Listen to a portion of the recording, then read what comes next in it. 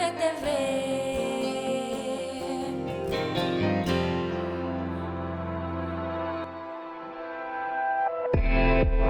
Hablemos. Voces especializadas en ciencias sociales y humanidades. Historia, antropología, literatura, estudios políticos e internacionales, agua y sociedad. Divulguemos la ciencia. Hablemos.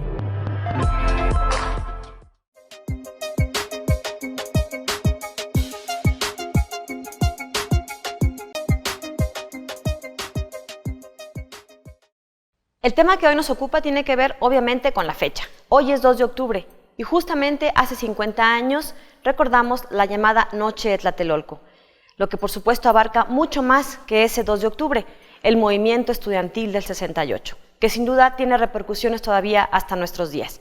Hemos invitado al doctor Tomás Calvillo, historiador, poeta, filósofo, embajador, en fin, tiene una amplia trayectoria profesional en las disciplinas de ciencias sociales, así que bueno, pues lo invitamos para que se quede con nosotros. Vamos a platicar precisamente en una revisión histórica que nos va a acompañar, que él nos va a ir llevando para entender desde algunas palabras clave cómo ve el movimiento del 68. Rebelión, expansión, represión, tragedia. Acompáñenos, comenzamos. 2 de octubre, ¿por qué no se olvida? Según una crónica de los hechos ocurridos en la plaza de Tlatelolco, publicada hace 2 años por la Fundación UNAM, estudiantes, madres, hermanos, vecinos y familias enteras corrieron para tratar de salvar sus vidas entre sangre y desgracia ese 2 de octubre de 1968. El saldo oficial, 20 muertos. El movimiento estudiantil de 1968 fue un movimiento social en el que además de estudiantes de la Universidad Nacional Autónoma de México y el Instituto Politécnico Nacional, participaron profesores, intelectuales, amas de casa, obreros y profesionistas. Meses atrás, policías granaderos reprimieron de manera violenta una riña entre alumnos de la Vocacional 5 del Instituto Politécnico Nacional y la preparatoria particular Isaac Ochoterrena. Jóvenes del IPN y de la Preparatoria 2 de la UNAM, así como miembros del Partido Comunista, declararon en solidaridad un paro de actividades tras la represión. El conflicto se extendió por toda la Ciudad de México. Las autoridades trataban de tranquilizar a la población debido a la cercanía de los Juegos Olímpicos previstos para el 12 de octubre de ese año. El 1 de agosto, el rector de la UNAM, Javier Barros Sierra, inició una manifestación con 80,000 universitarios y politécnicos. En protesta a la represión, proclamó la frase «Únete pueblo» y el 23 de septiembre renunció. Finalmente, el ejército desocupó todas las instalaciones de la UNAM y el IPN el 1 de octubre como un movimiento estratégico, previo a la llamada matanza del día siguiente en la Plaza de las Tres Culturas. A 50 años, 2 de octubre, no se olvida. El Colegio de San Luis, CONACYT. ¿Qué tal? ¿Cómo están? Bienvenidos a este espacio desde el Colegio de San Luis. Hoy justamente 2 de octubre nos toca un martes emblemático, así que bueno, pues vamos a dedicar este programa al tema de 1968 y este movimiento que se gestó en aquella época en donde hubo sin duda un México distinto. Es un México antes y después del movimiento estudiantil, que más conocido como la Noche de Tlatelolco, y que tuvo impactos en diversas áreas, esferas de la vida de nuestro país. Para hablar sobre este tema hemos invitado a un gran personaje que tiene, por supuesto, una amplia experiencia en ciencias sociales, es el doctor Tomás Calvillo, quien, como ya escucharon, es presidente fundador de nuestra institución, pero además ha sido embajador y tiene mucha relación, mucha cercanía con diversas disciplinas de las ciencias sociales. Y nos da mucho gusto recibirlo en este espacio. Tomás, ¿cómo estás? Gracias por acompañarnos. Gracias, Lidia. Bueno, vamos a hablar del 68, pero a ver, tú dinos, ¿cómo lo ves precisamente este 68? Te comentaba que hace rato que me gustaría ahondar en el tema, pero a partir de algunas palabras claves que creo que hay que traerlas al presente. Una es, por supuesto, rebelión frente a la autoridad. Otra es expansión. Las dejaría ahí, estas dos palabras, y ahorita vamos a hacer referencia. Empezaría diciendo que cada presente tiene su pasado. Si pensamos hoy en día en lo que estamos viviendo, incluso este hecho de la conmemoración del 68, estos cambios fuertes que está viviendo el país políticos, yo te preguntaría, por ejemplo, ¿dónde encontrarías tú el origen de estos cambios? En los años, yo diría 80s, probablemente, desde que se empezó a hablar de la transición democrática en México o de la reforma del Estado o lo que el actual presidente electo llama inicio del neoliberalismo en la época de Miguel de la Madrid. Entonces estaríamos hablando casi de 40 años, ¿sí? Para explicar los cambios de hoy, nos vamos 40 años atrás, de alguna manera, es un ejercicio. Entonces, si pensamos en el 68 así, si nos ubicáramos en el 68 y nos vamos para atrás, 40 o 50 años, ¿qué encontramos? Encontramos un mundo en guerra, ¿sí? Estamos hablando de la Segunda Guerra Mundial. Pero si nos vamos así para atrás, podríamos decir que la primera mitad del siglo XX, los primeros 50 años del siglo XX, están impregnados de militarismo, ¿sí? De la presencia del orden militar en gran parte del territorio mundial y con guerras que involucraron a países de diferentes continentes. Entonces, el 68 de alguna manera responde, porque no es nada más México, es el 68, el más famoso intelectualmente es el de París, mayo del 68, por las ideas, por los enunciados que planteó, pero también está en Estados Unidos, está en Japón. Sabemos que fue un movimiento que se dio en muchos países del mundo, principalmente en Occidente. Y entonces necesitamos tener otros argumentos o otra mirada para los acontecimientos específicos de México. Entonces, el 68 responde a un cambio generacional y al momento en que la sociedad empieza a entrar a un modelo de sociedad de consumo, ¿sí? A una mayor estabilidad económica después de la Segunda Guerra Mundial. Toda la generación de los 50s, ¿sí? Empiezan a expresarse de manera cultural, de manera política, de manera económica, con cambios, ¿sí? Veloces. Empieza una inserción del mundo en un nuevo ritmo. Y el 68 se refleja claramente en los movimientos estudiantiles. Es decir, es una juventud a lo largo y ancho de muchos países que está cuestionando el concepto de autoridad, el concepto de orden.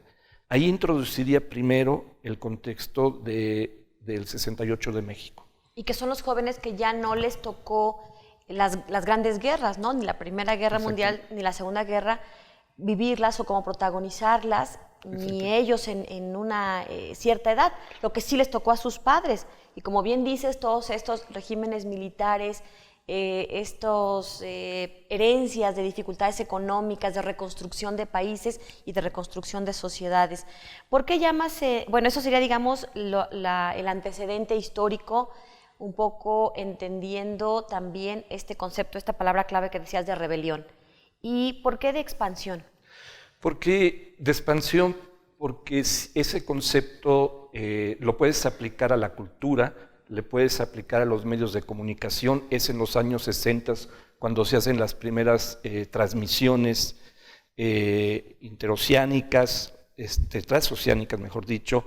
Es la primera vez que empieza a aparecer la televisión, en los años 60, la realidad virtual, las imágenes. Hay una expansión que después la vamos a nombrar globalización, pero hay una expansión en todos los conocimientos, en todas las disciplinas. La más evidente es el hombre en la luna, ¿sí? Primero con la competencia entre soviéticos y norteamericanos, pero luego la llegada del hombre a la luna, la primera imagen del planeta llamado azul, que modifica el entendimiento colectivo de nuestra realidad. Es decir, la primera vez que hay una ilustración que nos demuestra que somos un puntito flotando en el universo, hay una expansión de la mente.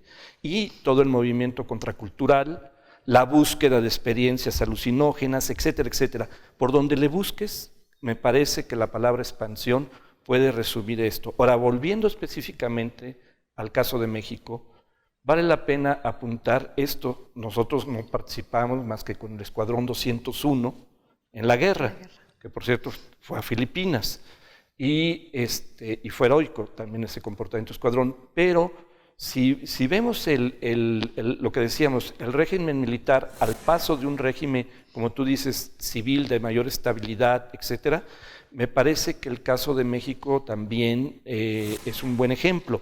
El último presidente militar fue Ávila Camacho. Después de Ávila Camacho viene Miguel Alemán. ¿Y qué hace Miguel Alemán? Es el primer presidente civil. Uno de sus resultados, de su trabajo, de su tarea importante, fue la construcción de la ciudad universitaria. ¿Sí? El gran campus universitario que va a dar origen al movimiento, o va a ser parte muy importante del movimiento, lo construye o se construye bajo el régimen de Miguel Alemán. Que luego se convierte precisamente en parteaguas, ¿no? En el sitio emblemático en donde surge todo este movimiento del 68.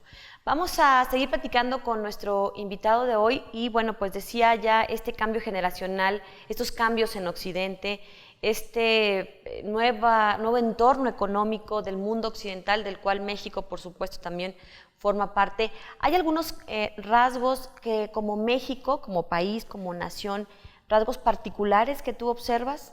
Claro, por supuesto. Uno es sí, que decías. Mencionarte el lugar, ¿no? Es paradójico. Este régimen autoritario es el que invierte, construye el espacio para la gran universidad nacional, ¿no? Y hay un cambio generacional, como lo mencionas, pero fundamentalmente es un cambio cultural. Se ha puesto mucho énfasis a la parte política, pero la parte política, para explicarla, necesita del contexto, hay que contextualizarlo. Cuando lo contextualizas, la cultura es el mejor elemento. Te pongo un ejemplo, el cine. Hay una película que antecede al 68, a ese año, que va de junio a octubre, noviembre, que es Los Caifanes. Claro, Los Caifanes. Julissa, Oscar Chávez, Enrique Álvarez Félix. Y es una película muy interesante porque ha soportado el tiempo, sigue siendo muy interesante, y en esa película tú puedes ver este espacio de diferencias sociales y la búsqueda de integración en una noche entre una pareja de clase alta con un grupo, ¿sí?, de 4 personas que vienen de los barrios de la Ciudad de México, ¿no?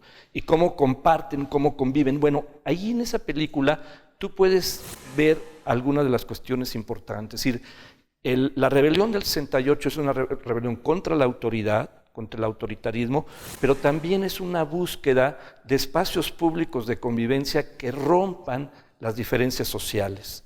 Vamos a ir hacia una pausa, vamos a regresar para platicar sobre este tema del 78, que justo hoy, 2 de octubre, se están cumpliendo 50 años. Sin duda México era otro en la vida urbana, en la vida laboral, incluso los movimientos obreros también jugaron un papel importante en el antecedente primordial.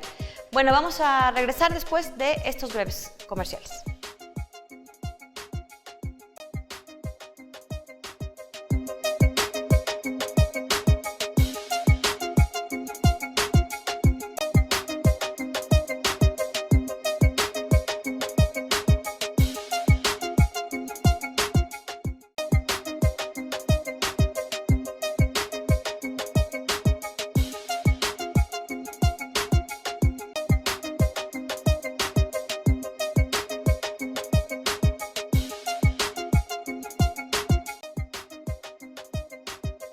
Estamos de regreso y hoy justamente 2 de octubre del año 2018 estamos conmemorando estos 50 años del movimiento del 68, de la llamada Noche de Tlatelolco, que bueno, se han hecho varias películas que también se han convertido en importantes documentos que rescatan, que recuperan un poco de este movimiento, pero antes de ello nos comentaba nuestro invitado, antes de irnos al corte, de otro documento fílmico que también se ha convertido ya en una parte importante de retratar la sociedad de esa época. Nos decías la película Los Caifanes, y que fue hecha en 1967, un año antes justamente. Además por un director de teatro universitario, Juan Ibáñez, con actores que venían del IMBA y del teatro universitario, como tú mencionabas a Carlos Chávez, Óscar Chávez, que después se vuelve un ícono del canto, ¿no?, popular y del canto de protesta, etcétera. Entonces, esta parte cultural que mencionamos, de alguna manera hace catarsis de expresión en el movimiento político del 68. Por supuesto que hay corrientes ideológicas muy fuertes, hay que tomar en cuenta que estaba la Revolución Cubana reciente y presente, como una inspiración de la época, la figura del Che Guevara, que es asesinado en el 67, en fin, hay una ambientación política también que explica ciertos tonos, ciertos lenguajes, expresiones, etcétera. Tú mencionabas hace rato, fuera de cámaras, los movimientos obreros, sobre todo de 10 años antes, del 58, 59, el movimiento ferrocarrilero, los mineros, los médicos, los que electricistas. Tuvieron su papel, por ejemplo, en San Luis Potosí, ¿no? También claro, en ese momento. Hubo, vamos, en términos, hablando estrictamente políticos, había antecedentes, por lo menos de 20 años, de movilizaciones tanto gremiales como de los ciudadanos. El caso de San Luis es emblemático, el origen del navismo, pero no nomás San Luis, también la izquierda se manifestaba en el sur del país, también el panismo, en el norte, etcétera. Es decir, se iban a ir acumulando socialmente esfuerzos democráticos que eran acotados y muchas veces reprimidos, y que el 68 de alguna manera va a retomarlos, y en este caso con una gran fortaleza por el involucramiento de los estudiantes, ¿no? La Universidad Nacional, el Instituto Politécnico Nacional, el Colegio de México, en fin, una serie de universidades también de otros lados del país, aunque la centralidad de la Ciudad de México es evidente en el movimiento. Entonces, a mí me parece que recoge el 68 de alguna manera todas estas inquietudes, unas que vienen de un ala democrática, de ideologías conservadoras, otras que vienen, que es más el liderazgo estudiantil con un tinte de izquierda marxista, maoístas, trotskistas, en fin, las agrupaciones propias de la época, y que demandan fundamentalmente el fin de un sistema muy autoritario y expresan abrirse. Por eso te hablaba de la expansión, ¿sí? Porque todo esto se intercala con el movimiento cultural. Era la época de los hippies, que tenían su antecedente en los beatniks, en los 50, que era la apertura de experiencias de la condición humana, de las comunidades, la búsqueda de la juventud, la construcción de utopías. La utopía socialista era muy importante en términos políticos, pero estaba también la utopía de las comunidades, la vuelta a la tierra, los primeros proyectos ecológicos, de ecología profunda, que se llegó a hablar. Es decir, empezaba una crítica al sistema capitalista que ya estaba siendo vigente. Si tú vas a leer, cualquiera de los que nos está escuchando puede ir al internet y busque 68 y busque Pensadores del 68, y te vas a encontrar en Francia, en Estados Unidos, en Alemania, a los filósofos como Herbert Marcuse, por ejemplo, que fue muy importante, en donde están planteando una crítica profunda al capitalismo. Entonces, todo esto permea culturalmente el 68 mexicano. Pero yéndonos al tema que tú mencionabas, la realidad de México, pues es esta que se mencionaba. Es decir, México tenía desde los 40, digamos, desde el último presidente militar, el país está transitando de los líderes que tenían su legitimidad en la revolución a las clases medias que empiezan a gobernar. Y estás fortaleciendo las clases medias en las ciudades que están creciendo, y son esas clases medias las que van a empezar a jugar papel fundamental en el cuestionamiento del mismo sistema que de alguna manera les da origen, que es este sistema del partido hegemónico único, con una gran incapacidad de diálogo, de flexibilidad, con un rostro muy intolerante, etc. Eso va a explotar en el 68. Eso es una demanda fundamental y sí va a tener un impacto hasta el presente. Sí, yo creo que, sin decir que es el único movimiento, porque lo sabemos, hubo muchos, es decir, la construcción democrática a partir de los 80 que hablábamos, sí. surge en las regiones, es de las regiones al centro, pero en el centro está esta historia del 68 que inspira luchas y que generacionalmente algunos de sus dirigentes hoy en día pues están todavía jugando políticamente. El 68 fundamentalmente, más allá de las demandas concretas que tenía en su momento, como consecuencia es abrir el sistema autoritario. Inmediatamente después del 68 vienen las primeras reformas políticas, viene la legalización del Partido Comunista, se empieza a abrir el espectro, el Estado y la sociedad se da cuenta que urge empezar a abrir los espacios públicos para mostrar la diversidad del país. ¿Qué papel jugaron los liderazgos en los diferentes espacios, esferas de poder o niveles de protagonismo, ¿no? Desde los líderes del movimiento estudiantil hasta el liderazgo del Estado en la figura del presidente? ¿Qué papel jugaron en ese momento? Yo creo que juegan, se está abriendo mucho incluso la documentación sobre el 68. Por un lado, hay una búsqueda de espacios más colectivos, es decir, no de un líder único, sino por eso el Consejo de Huelga es un consejo muy amplio, tú tienes varios líderes ahí presentes. Luego tienes lo que pasa en el Estado, en el gobierno autoritario, tienes a Díaz Ordaz, esta figura, y Echeverría, dos figuras que encarnan autoritarismo, represión, etc.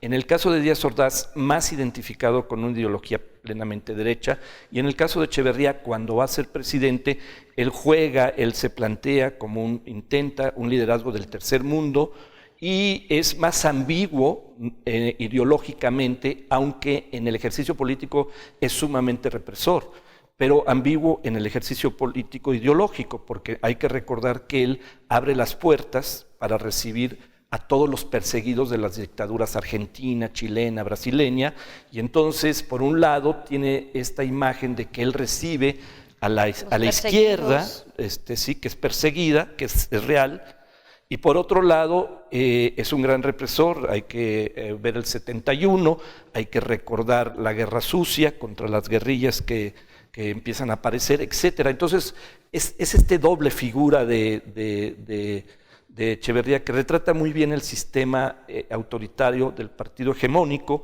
que tenía la capacidad de ser como una esponja, ¿no? Es decir, la palabra cooptación es una palabra muy, muy ligada, pero es el proceso que tenía el sistema para sobrevivir, a diferencia de las dictaduras en Sudamérica, que eran un muro con el que topabas. El sistema mexicano, por sus raíces ideológicas revolucionarias, tenía esta capacidad de jalarte, de absorber a algunos actores de la oposición, los absorbes, etcétera, etcétera. Entonces estos liderazgos tienen esta composición diversa. Vamos a ir a una pausa, vamos a continuar con esta charla. Nuestro invitado, por supuesto, es especialista en ciencias sociales, das clase incluso en el doctorado, ¿verdad?, de ciencias sociales de aquí del Colegio de San Luis. Y bueno, pues esto nos permite una mirada a lo largo de varias disciplinas, aunque su formación también tiene que ver como historiador, también tiene una perspectiva, digamos, de lo que sucede de manera contemporánea. ¿Cuáles otras palabras clave encuentra en este movimiento del 68? Ya nos habló de rebelión y de expansión, así que bueno, le vamos a seguir preguntando de esto y más al regresar. Antes los dejo con una de las cápsulas de los principales eventos que tuvimos aquí en el Colegio de San Luis en esta semana que recién concluyó.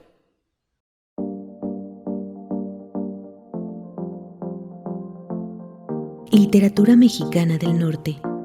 Antologías del nuevo cuento, poesía y narrativa regiomontana que presentan una visión de la realidad en los estados del desierto. El Colegio de San Luis, la Universidad Autónoma de San Luis Potosí y la Dirección de Publicaciones y Literatura de la Secretaría de Cultura, en colaboración con el Centro de las Artes y la Universidad Veracruzana presentaron el segundo coloquio de literatura mexicana del norte, los pasados días 27 y 28 de septiembre, en las sedes de las instituciones organizadoras. El segundo coloquio de literatura mexicana del norte tuvo un programa que consistió en 10 mesas de diálogo y 3 charlas, donde se analizaron temas relacionados con las obras de los autores invitados a este coloquio. Este coloquio tuvo como objetivo llevar a la literatura que se escribe en el norte más allá del desierto y la violencia, entender nuestra tradición mexicana, tanto cultural como literaria, y reconocer a la palabra como nuestra identidad. El Colegio de San Luis, CONACYT.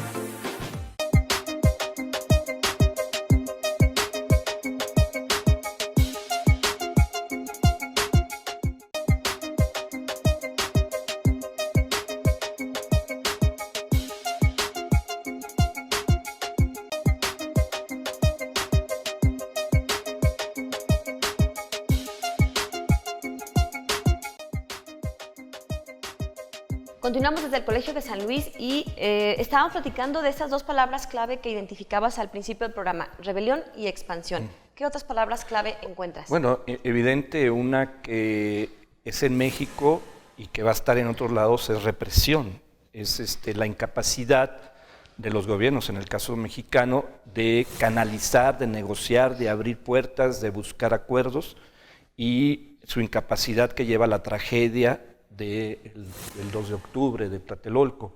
Represión igual a tragedia.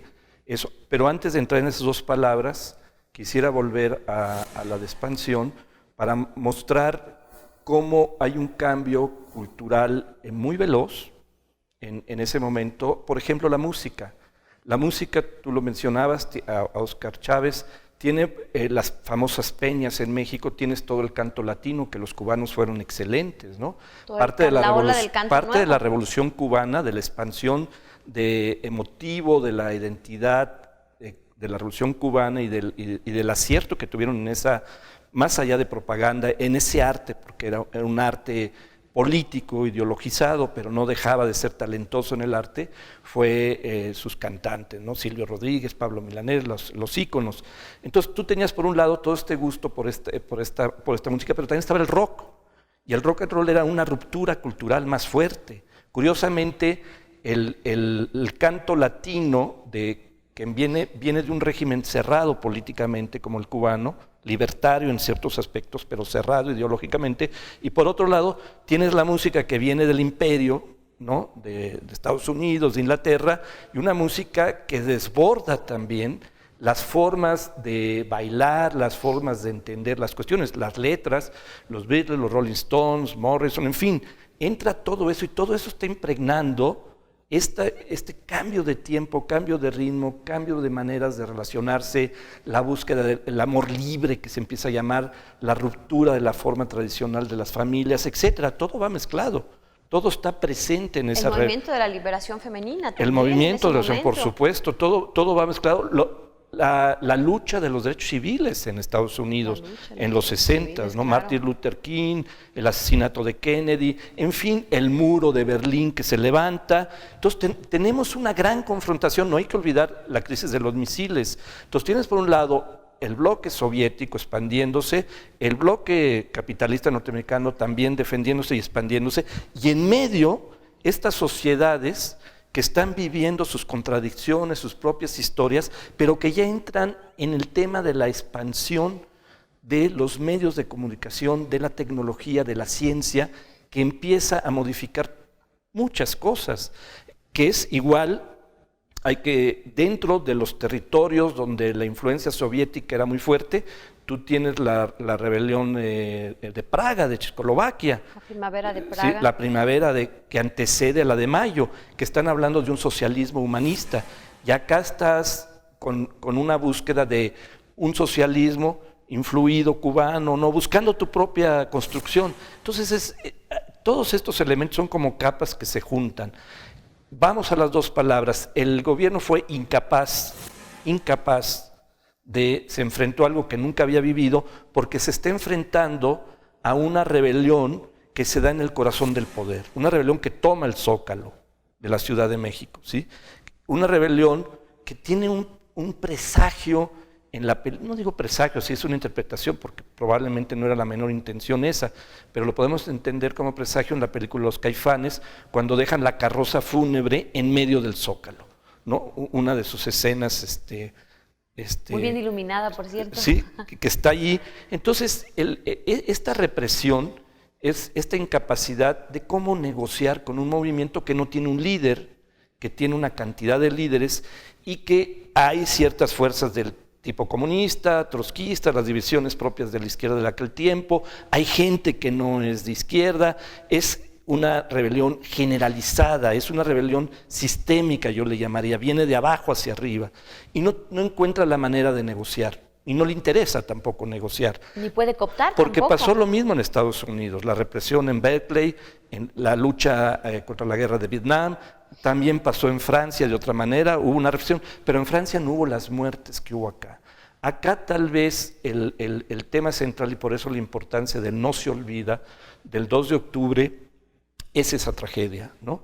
Inexplicable, estúpida, innecesaria, porque había el proyecto indudable dentro de todo gobierno, ¿sí? Eso no lo sabemos a detalle, pero sí lo puedes saber porque eso pasa dentro del gobierno, hay posiciones diferentes, ¿sí? Las palomas y los halcones famosos, hay posiciones de dureza, hay posiciones de negociantes, en fin, llega la decisión que se ha discutido si fue Luis Echeverría, al final históricamente Díaz Ordaz es el que asume y tiene que asumirla, él era el presidente, entonces, y en una época del presidencialismo fuerte, fue una gran estupidez, una gran tragedia porque era innecesaria. Habían decidido de alguna otra manera, acuérdate que se iban a inaugurar los Juegos Olímpicos. Que eso es otro elemento de expansión, ¿no? Claro, también, claro. De lo que hoy llamaríamos, como bien dices, globalización. Claro, porque era la presencia de México internacionalmente. Era la imagen que se proyectaría. Era la imagen. Y acuérdate de los Juegos Olímpicos, dos imágenes. La tragedia que antecede, que es Tlatelolco, que quieren, en lugar de haber negociado, de haber buscado, deciden buscar terminar con las cabezas, con todos los liderazgos, meterlos a la cárcel, y allí el primero que vio esto fue Raúl Álvarez Garín, uno de los líderes importantes de la Facultad de Ciencias. Ya murió Raúl, una gente de primera, muy honesto en su vida política. Muy congruente todo el muy tiempo, congruente, ¿no? De primera, Raúl Álvarez Garín. Entonces Raúl escribió uno de los primeros textos que después retoma Sergio Aguayo en su estudio sobre la violencia y la represión, donde él ve en la represión de 1961 en San Luis un poco el esquema de la represión de Tlatelolco. Hace una lectura de ver cómo es el comportamiento, porque la represión del 61 en San Luis, que no era un movimiento de izquierda, era un movimiento democrático, de tinte conservador, liberal, que es lo que yo siempre digo, ciudadano, en fin, esa represión sirvió para arrestar a todos los líderes y llevarlos al campo militar y acabar. Eso hace exactamente el claro, hay operativo de la Brigada Olimpia, toda esa mezcla de grupos que lo que hacen es confundir, pero que en el fondo lo único que buscan es reprimir. Es decir, confundir, no fue el ejército, porque al ejército también hubo heridos y muertos, ¿y quién fue entonces? No que los estudiantes, no que esto, era una estrategia de confundir por parte del Estado, de quien haya tomado esa decisión, para acabar con el movimiento. Porque en ese momento acabaron con el movimiento. Acabaron con el movimiento físicamente, ¿sí? Arrestaron, metieron a la gente a la cárcel, pero sembraron históricamente al movimiento, ¿sí? Esa tragedia, y no quiero ser medio pasista en eso, fue un sacrificio en Tlatelolco, o más como algunas otras corrientes más mexicanistas, donde plantean que ese sacrificio da origen a una nueva era, etc. Lo cierto es que esa tragedia de alguna manera marca el principio del fin del Estado autoritario y el inicio de lo que va a ser, va a tomar años, esta transición incierta en la que estamos.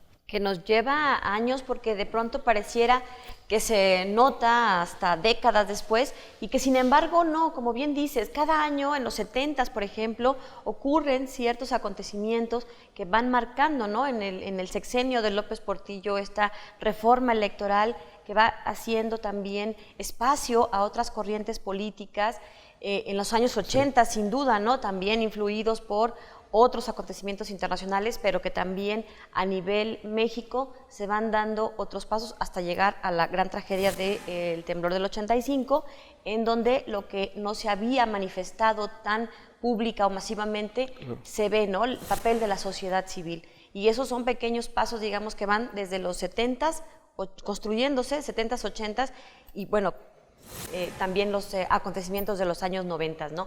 Bueno, de esto y más vamos a platicar. Confieso que ese es un enfoque de análisis que a mí no se me habría ocurrido. Por supuesto, todo el crédito es de nuestro invitado porque nos ha llevado con 4 palabras clave a ir entendiendo todo este movimiento desde su contexto histórico, su antecedente y bueno, pues también lo que siguió después del 68 en México.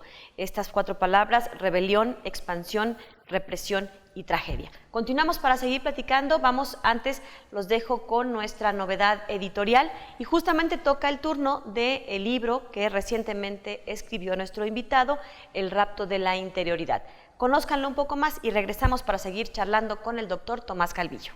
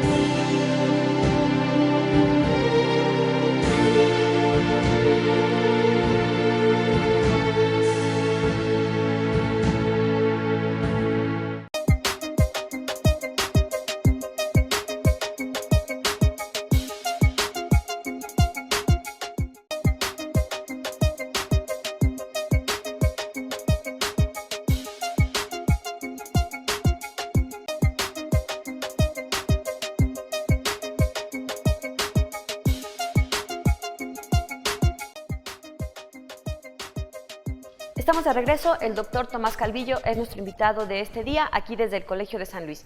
Tomás, ¿cómo cerrarías este tema del movimiento estudiantil del 68? Híjole, pues es un tema que ojalá un día se pueda cerrar, ¿no? No es un tema abierto, es un tema... dinámico, diría yo incluso, ¿no? Sí, es un tema que estaríamos buscando justicia que nunca se ha hecho. Acuérdate que el presidente Fox intentó, hay una comisión de la verdad que nunca ayudó, en fin, pero es un tema que la sociedad lo tiene que asumir con los cambios de su presente, ¿no? Por eso están ligando, hay temas, ahorita que estabas haciendo al final un resumen rápido, porque es un tema muy vasto, pero tal vez mencionaría en estos momentos claves de la historia reciente del país, también la rebelión zapatista, ¿no? Claro, me parece que la rebelión zapatista 90s. bebe también del 68, ¿no? Los actores del zapatismo originales, de alguna manera, son consecuencia de organizaciones guerrilleras, ¿sí?, que tienen su origen en ese cerrazón del 68. En esa represión. En esa represión, ¿no? evolucionan, se unifican y hacen una rebelión fundamental para el México contemporáneo, ¿no? La rebelión que se conoce como zapatista, ¿no?, y su presencia política. Creo que hoy en día, esa es la pregunta, hoy en día, la que está haciendo cómo cerrar, estamos viviendo una gran incertidumbre mundial y tenemos en México un cambio político que todos deseamos que se consolide en un proceso democrático y que replanteé el proyecto de país en un estado ya muy fracturado, en un estado que ya no es el mismo de esos años que estamos hablando, porque desde los años 80 se desmanteló económicamente. Entonces, te estás enfrentando a una situación muy compleja porque tienes que reorientar a ese estado debilitado en términos de facilitar el crecimiento democrático, el reconocimiento de las diferencias regionales y sobre todo fortalecer al país a través de una justicia social que obligue a detener esta violencia que estamos viviendo. Es decir, el país, y yo terminaría ahí la reflexión, este país, los últimos años, algunos de sus principales líderes, yo los llamaría los líderes del dolor, más que líderes ideológicos políticos, son líderes que han surgido a partir de la violencia que se ha expandido, y me parece que el llamado del 68, esa utopía que el 68 planteó, de convivencia, de cambio, de libertad, de expansión, pueden ser inspiradoras, ¿sí?, en una época muy compleja como la que tenemos. Y en ese sentido, el 68 como tal, no me refiero a la tragedia del 2 de octubre. Sino todo el movimiento, ¿no? Exactamente, todo el movimiento, muchos de los elementos, si tú vas a leer a los que escribían en esa época, muchos de los elementos que están ahí siguen siendo, en principios, vigentes, ¿no? Tal vez nuevos desafíos, nuevos planteamientos, pero ahí está, ya se preveía lo que estamos viviendo en ciertos elementos críticos que expresa el 68. Estamos inaugurando desde la semana pasada una sección para que nuestros invitados recomienden una película o un libro, su favorito o algo así, pero bueno, ahorita me gustaría preguntarte tu película favorita o tu libro favorito en relación al 68, para quien nos está viendo, que por cierto, ahorita ya con el Google cualquiera puede ahí meterse, buscar recomendaciones y demás, pero creo que sí hay que hacerlo desde una mirada un poquito más, ¿cómo llamarla? Pues con una curiosidad más allá del morbo solo de la noche de Tlatelolco, ¿no? Para entenderlo un poquito más extensamente. ¿Cuál recomendarías? ¿Libro o película? Lo que quieras. Rápidamente. De libro está Los días y los años, de Luis González de Alba, ¿no? Es un libro básico. Yo creo que ese libro es un relato testimonial que ahí está presente. Hay varios más. Y de películas, Rojo Amanecer, hay varias películas, pero en el tema que nos va a ligar después al otro, yo creo que hay dos películas de la ciencia ficción que ya expresan en esos años 60 lo que estamos viviendo hoy. Y es 2001 Odisea del espacio, basada en una obra de alto clase de ciencia ficción, y que es de Kubrick, y que es la versión, digamos, norteamericana de estos cambios que hablo más profundos, ¿no? Que después se traducen en política, pero son más profundos, más complejos. Y el otro es de Tarkovsky, el famoso director soviético importantísimo, Solaris. Hubo una versión de George Clooney bastante mala, pero Solaris de Tarkovsky es una película difícil, no es una película fácil, pero creo que Solaris corresponde desde la mirada soviética a los cambios profundos que estamos viviendo, que algunos llaman, y se me olvidaba decirlo, la primera que usó ese término creo que fue la Iglesia Católica con el Concilio Vaticano II, que es en 1962. O sea, la Iglesia ya estaba viendo esto y hace esa gran reforma, ¿no?, que va a dar origen a la teología de la liberación, en fin. Es decir, en la Iglesia misma, que es el poder de poderes conservadores, ya estaba. Entonces, la reflexión sobre esos cambios que al final tienen que ver con la mente, ¿sí? Tienen que ver con la mente. Bueno, pues ahí está. Qué mejor recomendaciones que esta que nos acaba de mencionar Tomás Calvillo. Y ya para terminar, vamos a dedicarle estos 4 minutitos que nos quedan a su nueva publicación. Es un nuevo libro, El rapto de la interioridad. Platícanos de él. ¿Qué es? ¿De qué se trata? Pues un poco, para no cortar en lo que venimos reflexionando, nosotros crecimos en este parteaguas que algunos llaman parte civilizatorio, donde nos tocó los 60s, 70s, y donde yo diría que a partir de los 90s ya se explotó, ya se aceleró del todo. Tiene que ver mucho con los medios de comunicación, tiene que ver con la realidad virtual. Con las nuevas tecnologías. Todas las nuevas tecnologías, y tiene que ver con algo que es nuestra ruptura con el tiempo y el espacio tradicionales, ¿sí? De eso trata un poco el libro, y cómo nuestra relación entre nosotros con la naturaleza tiene hoy en día mediaciones tecnológicas, ya no es una relación directa. Todo el tiempo, si nos relacionamos con alguien, es a través de un celular, es a través del internet, es decir, eso no, la experiencia humana anterior no tenía este desafío que implica que la mente cotidiana de todos nosotros tenga una cantidad de información, de todo tipo de información, y provoca necesariamente dislocaciones no solamente individuales, sino también colectivas.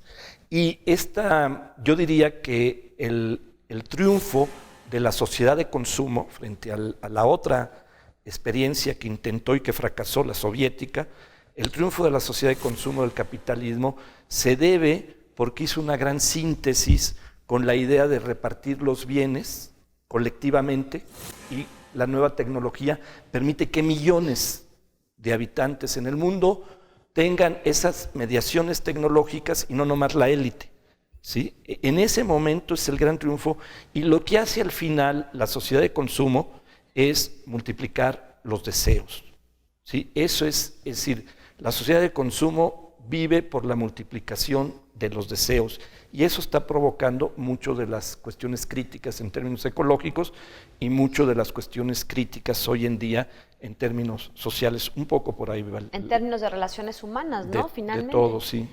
Que yo veía, al principio hay un texto de introducción de Javier Sicilia. No, de Guillermo Cermeño. Ah, de Guillermo Cermeño, porque por cierto lo vas a presentar el 4 de octubre en el Colegio de México. Sí, lo presentan, ahí sí, Javier Sicilia, Guillermo Cermeño y Lorenzo Meyer. Así que están invitados todos este próximo 4 de octubre en la Ciudad de México.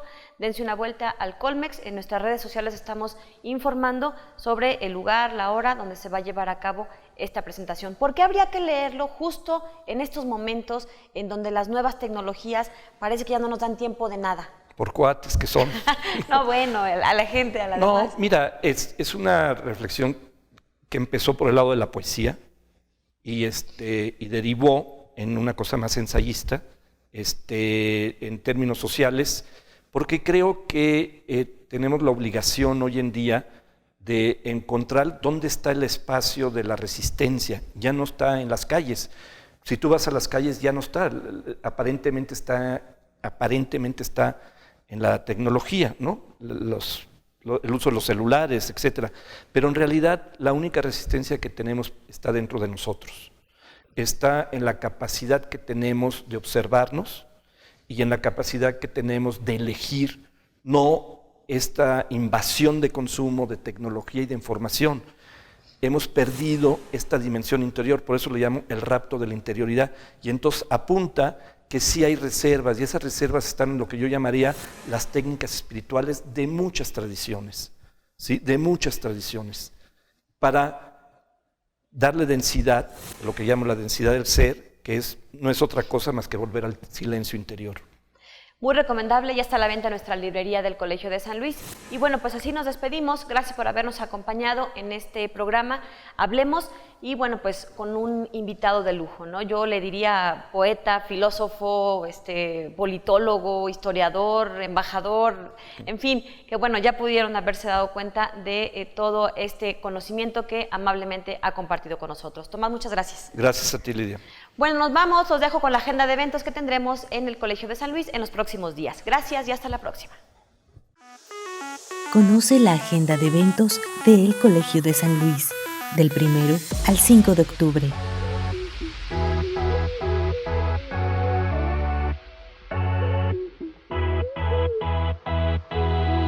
XX Coloquio Internacional sobre Otopames, en homenaje a Heidi Chemín, del 1 al 5 de octubre en el Museo Regional Potosino.